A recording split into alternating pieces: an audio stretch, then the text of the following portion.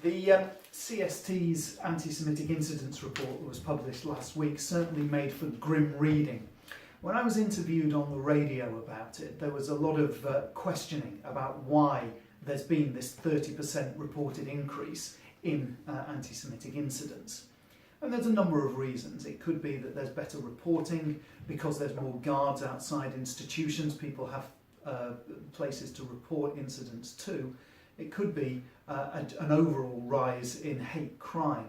What I think that this report finally disproves is that there is a causal link between a conflict in Israel and anti-Semitism. What we're seeing is a decoupling of the issue of anti-Semitism from what happened in Israel. Yes, there was a spike in anti-Semitic incidents after the Gaza campaign in 2014, but the numbers came down. The issue was they came down to a higher level and have continued to go up since then. There's been no major conflict in the Middle East, there's just been normal Middle East business. And so I think it's finally time to say that you can't really blame things that go on in the Middle East for anti-Semitism. Also, if you look at this report, you can see that still over half of the perpetrators of anti-Semitic incidents were white Europeans. According to the CST statistics, of all the total incidents, only 22% were deemed to have a political motive, and only 30% of those had a Zionist motive. So I think we're seeing that it's anti-Semitism for anti-Semitism's sake, and in my opinion it's more to do with the overall increase in hate crime and xenophobia in this country.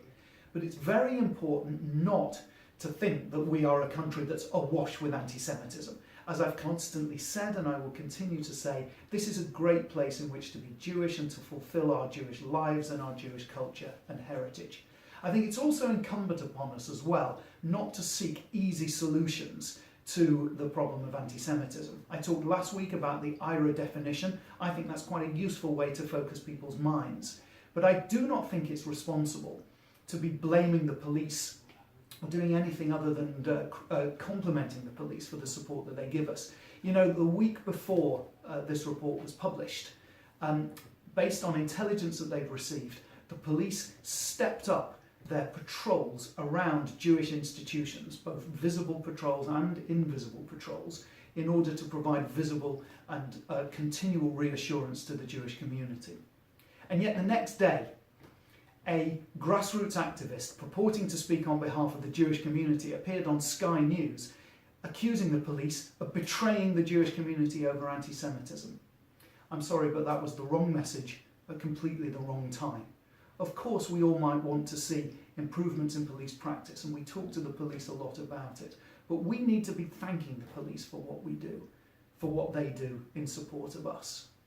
And anti-Semitism is too important to be used for hyperbolic headlines or for political grandstanding. If we are going to fight anti-Semitism, then it's incumbent upon the Jewish community, the CST, all of us to work in partnership with the police, with the prosecution service, with the government, and from what I've seen from where I sit, the support that we get really cannot be bettered.